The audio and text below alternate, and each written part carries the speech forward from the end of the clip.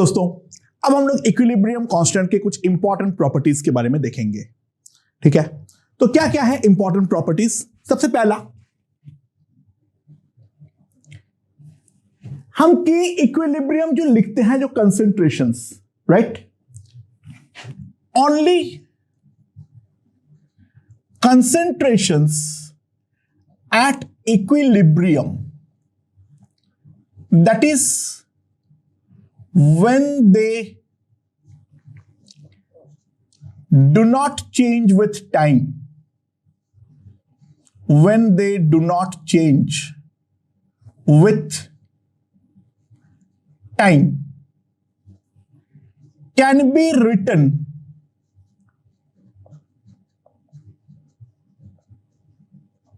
in the expression of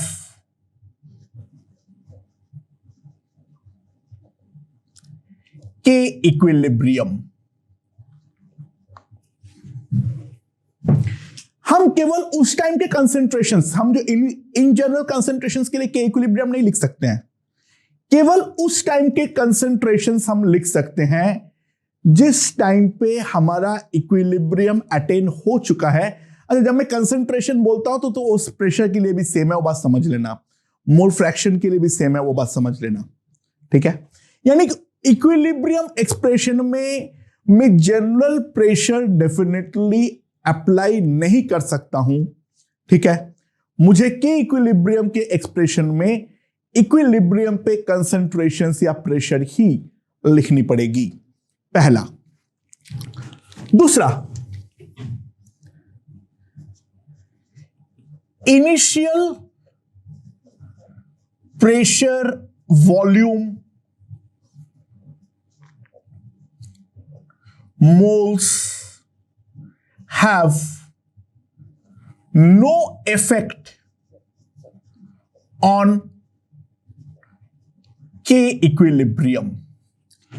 शुरुआत में हमने कितना मोल्स लिए थे, कंटेनर का वॉल्यूम क्या है, राइट, अगर गैसियस है तो उसका प्रेशर कितना लिए थे, उन बातों से के इक्विलिब्रियम के वैल्यू में कोई फर्क नहीं पड़ता है, right. Third, catalyst has a no effect. Catalyst has a no effect on value of K equilibrium. Equilibrium constant पे कैटलिस्ट का वैल्यू का कोई इफेक्ट, कैटलिस्ट का प्रेजेंस का कोई इफेक्ट नहीं है। कैटलिस्ट हमारा केवल और केवल रिएक्शन को फास्ट प्रोसीड करवाएगा, या अगर हम लोग अगर इनहिबिटर डालेंगे तो उसको स्लो प्रोसीड करवाएगा, लेकिन ओवरऑल हमारा इक्विलिब्रियम वैल्यू पे उसका कोई इफेक्ट नहीं है।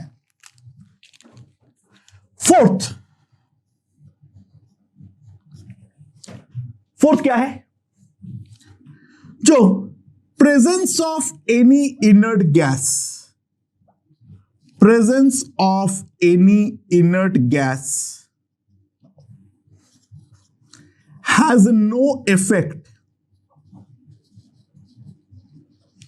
on value of K equilibrium. कोई इनर्ट गैस हमारा प्रेजेंट है, उस बात से हमारा K इक्विलिब्रियम के वैल्यू में कोई इफेक्ट नहीं पड़ेगा। तो फर्क किस किस बात पे पड़ेगा? फर्क किस किस बात पे पड़ेगा? फैक्टर्स इन्फ्लुएंसिंग द के इक्विलिब्रियम वैल्यू। कोई एक रिएक्शन के लिए इक्विलिब्रियम वैल्यू में कौन कौन सा फैक्टर्स इफेक्ट करेगा? अच्छा, सबसे पहला, mode of writing.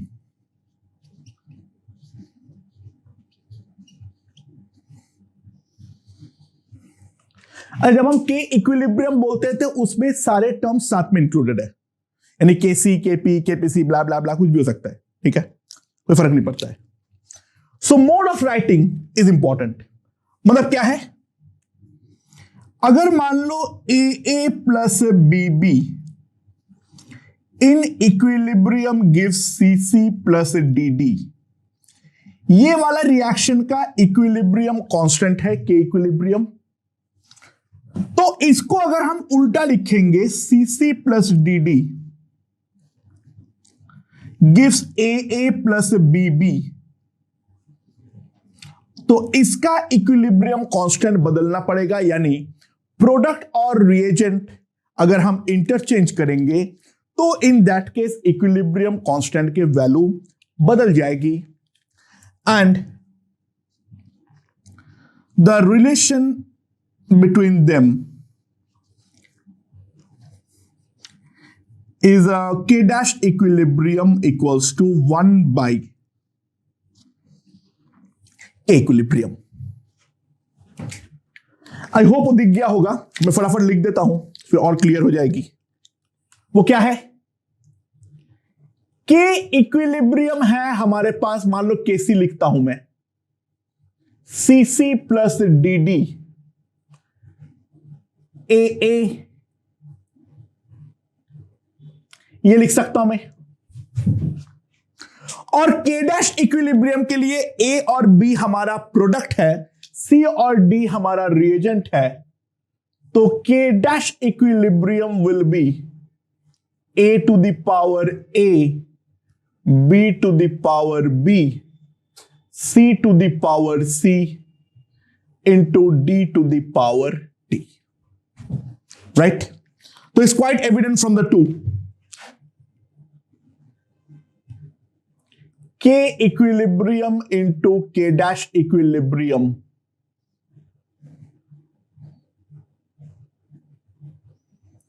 one by K equilibrium।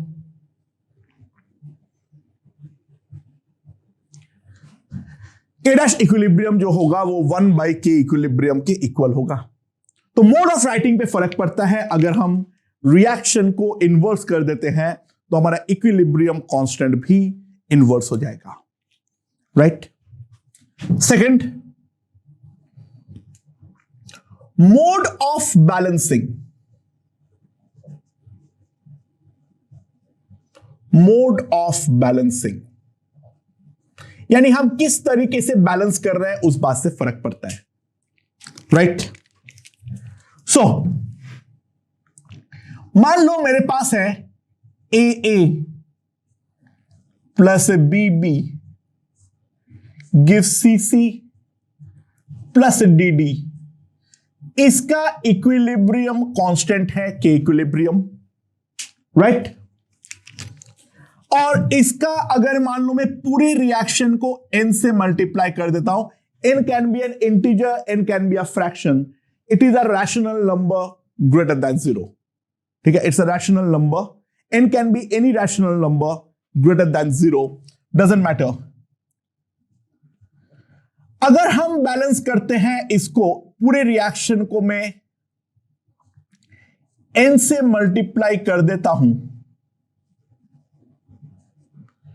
और इसका आता है k डैश इक्विलिब्रियम, तो यहां पर दोनों वैल्यूज जो होंगे वो हमारे डेफिनेटली इक्वल नहीं होंगे।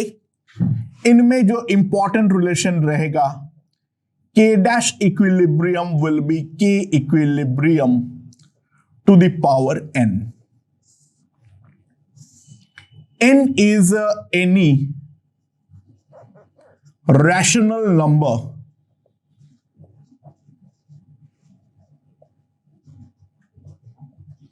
अच्छा, इरेशनल नहीं चलेगा, यानी मैं √2 से मल्टीप्लाई नहीं कर सकता हूं, मैंने √2 से मल्टीप्लाई नहीं कर सकता हूं, इरेशनल नंबर नहीं चलेगा। राइट? तो अगर पूरा रिएक्शन को तुम n से मल्टीप्लाई कर दोगे तो हमारा इक्विलिब्रियम कांस्टेंट जो नया बनेगा वो पुराना इक्विलिब्रियम कांस्टेंट के whole to the power n बनेगा। I think it's pretty evident. जो हमारा K डैश इक्विलिब्रियम होगा, वो K डैश इक्विलिब्रियम क्या होगा मेरे पास? If you can see, that is concentration of C to the power NC, concentration of D to the power ND by concentration of A to the power NA concentration of B to the power N B, ये मैं लिख सकता हूं। And that can be written as concentration of C, concentration of D, concentration of A, इन powers को चढ़ा दो, इसका whole to the power n, and we can clearly see that is equals to K equilibrium to the power n।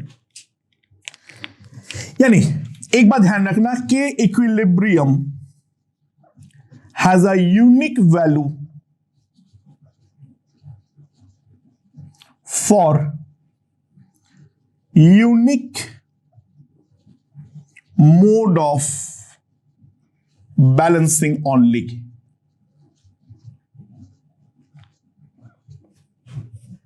ठीक है, K equilibrium has a unique value for a unique mode of balancing only, right? यानी अगर हमारा mode of balancing को हम बदलेंगे तो के इक्विलिब्रियम भी हमारा बदल जाएगी। और तीसरा,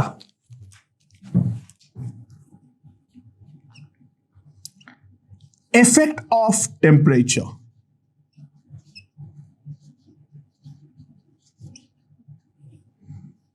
इफेक्ट ऑफ टेम्परेचर, ठीक है। सो इफेक्ट ऑफ टेम्परेचर में क्या है? अच्छा, ये वाला पॉइंट अभी हमें समझ में नहीं आएगा, जब हम थर्मोडायनामिक्स पढ़ेंगे तो वहां पे इसके बारे में बहुत विस्तार में चर्चा करेंगे। अभी हम कुछ चीजों को रट लेंगे, वो ये है,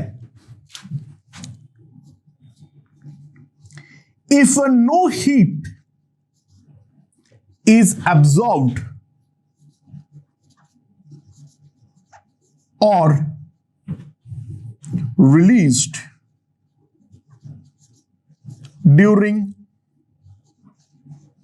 if no heat is absorbed or released during reaction,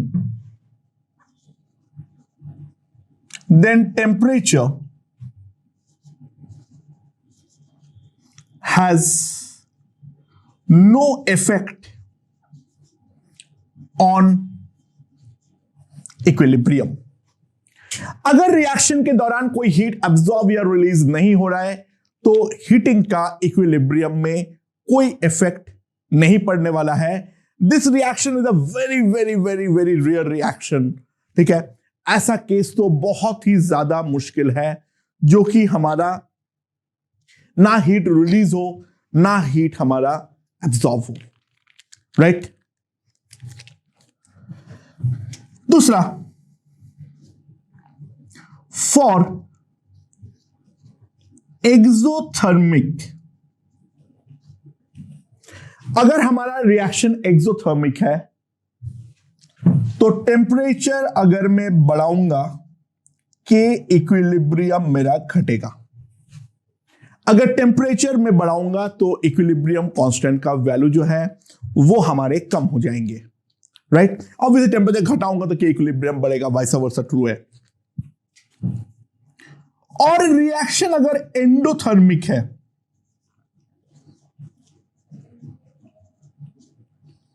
तो टेम्परेचर अगर मैं बढ़ाऊंगा तो के इक्विलिब्रियम का वैल्यू भी हमारे बढ़ेंगे। ये वाला पॉइंट हमारा थर्मोडायनामिक्स में बहुत ही ज्यादा विस्तार में डिस्कस्ड है, ठीक है। लेकिन अभी हमें ये तीन चीज याद रखना पड़ेगा फिलहाल के लिए, ठीक है, ओके। अच्छा, इसके अलावा और क्या है? Combining the equations, combining the equations.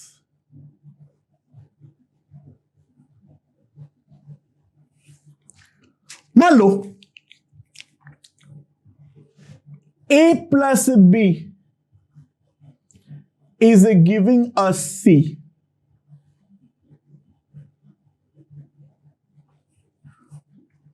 यह है हमारा, इसका दे रखा है के इक्विलिब्रियम।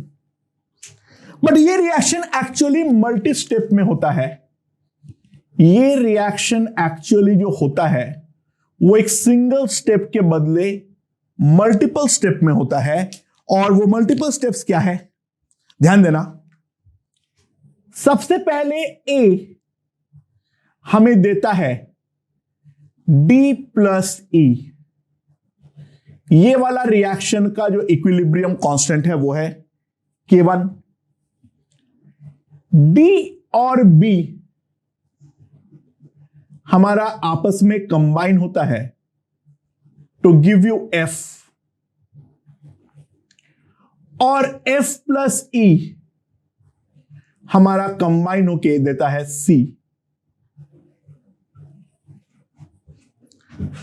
तो अगर हम नेट रिएक्शन के बारे में बात करें, अगर हम इनको ऐड करते हैं तो दोस्तों ध्यान देना, D D cancels, F F cancels, E E cancels. तो नेट रिएक्शन जो हमें मिलेगा that is A plus B,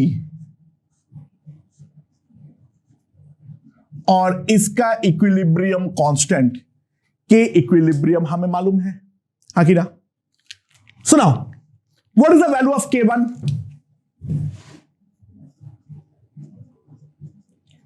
It is concentration of D into concentration of E,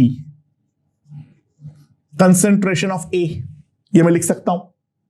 Now what is the value of K2? It is concentration of F by concentration of D into concentration of B. And what is the value of K3? Concentration of C by concentration of F into concentration of E. ये हम देख सकते हैं K1, K2 और K3 का value. So if we multiply K1 into K2 into K3, तो concentration of D into concentration of E by concentration of A into concentration of F by concentration of D, concentration of B, concentration of F by concentration of F into concentration of E, ये मेरे पास आएगा। और जैसे ही मैं तीनों को multiply करूंगा, टक टक टक टक टक टक,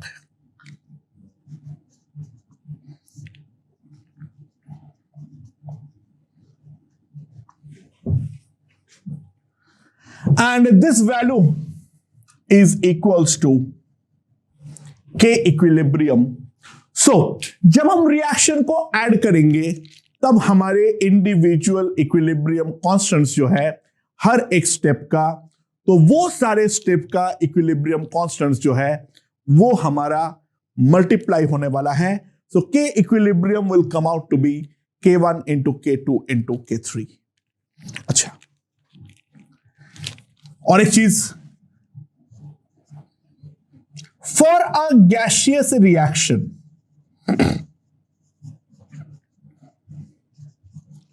for a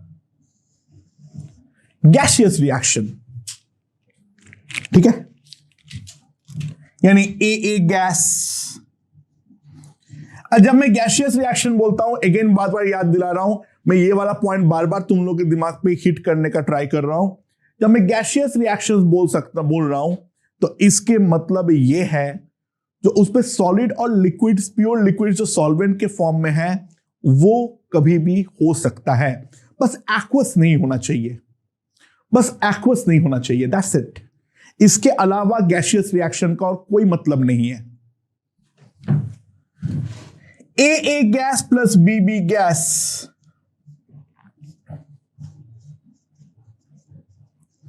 plus D gas, तो केपी हम जानते हैं KC into R T to the power delta N ji.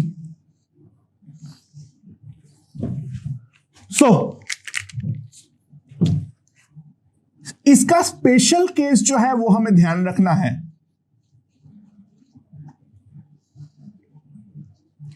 If delta Ng is equals to 0, if delta Ng is equals to 0, then Kp is equals to Kc। पहली बात तो ये होगा, and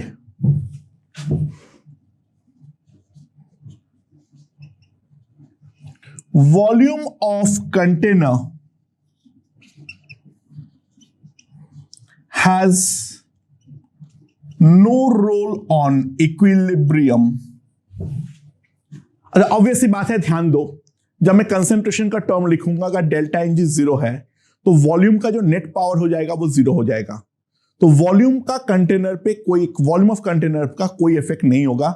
समझ पा रहे हो ना? डेल्टा एन जी 0 है मतलब न्यूमैरेटर और डिनोमिनेटर में जो मैं V लिखूंगा, concentration is moles by volume, तो वो जो वॉल्यूम लिखूंगा वो वॉल्यूम के सारे टर्म कटेगा। So we can simply take V as a 1 liter and use moles instead of, हम कंसेंट्रेशन के बदले सिंपली मोल्स को लेकर भी यहां पर काम कर सकते हैं। इन द स्पेशल केस अगर हमारा डेल्टा एन जी जो हो वो हमारा 0 हो। हाँ, एक्वस में भी ये चलेगा, वहां पर डेल्टा एन 0 होना चाहिए, बट वहां पे केपी तो डिफाइंड ही नहीं है तो वो तो छोड़ दो। बाकी ये है मेन फंडा। अगर वॉल्यूम का टर्म्स हमारा ऊपर नीचे कट रहा है तो सिंपली हम जो है मोल्स को लेकर काम कर सकते हैं rather देन कंसेंट्रेशन को लेकर। ये एक बहुत ही ज्यादा इंपॉर्टेंट पॉइंट है, बहुत सारे क्वेश्चन में ये काम आता है, राइट? तो दोस्तों, अभी तक हम लोगों ने एक चीज देख लिए है, और वो क्या है, जो हमारा जो इक्विलिब्रियम कांस्टेंट है उस पर क्या क्या फैक्टर्स इफेक्ट डाल सकता है और क्या क्या फैक्टर्स इफेक्ट नहीं डाल सकता है।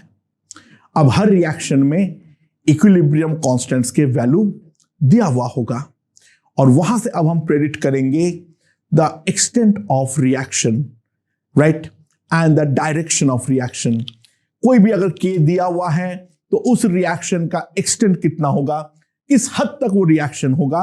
और अगर मान लो हम एक कंटेनर में प्रोडक्ट, रिएक्टेंट सब कुछ डाल दिए तो शुरुआत में रिएक्शन हमारा फॉरवर्ड चलेगा या बैकवर्ड चलेगा, वो मोड ऑफ रिएक्शन यानी डायरेक्शन ऑफ रिएक्शन के बारे में भी हम बातचीत करने वाले हैं दोस्तों। ओके।